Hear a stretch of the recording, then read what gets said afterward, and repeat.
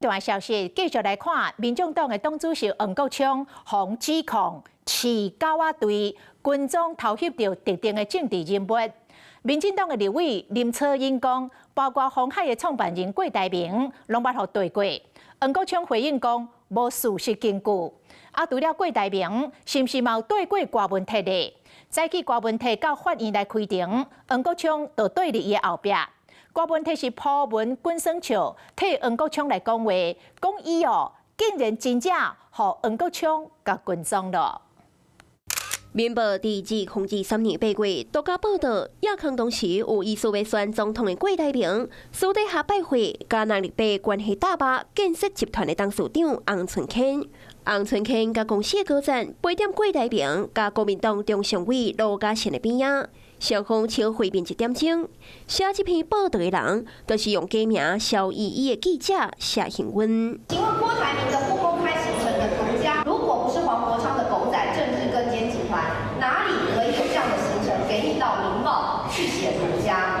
毫无事实根据。毫无证据基础。除了郭台铭访讲，伫咧黄国昌金钟感谢的名单内，听讲也有前民众党的主席郭文铁，因过去将因做伙出现伫镜头前的相片打起哩面册顶悬。郭文铁写讲：“我竟然真正访对啊！”那黄国昌也写讲：“早就得甲对啊。”周不是说黄主席都会跟踪你？怎么会说跟踪我？是有这件事吗？有被觉得被跟踪吗？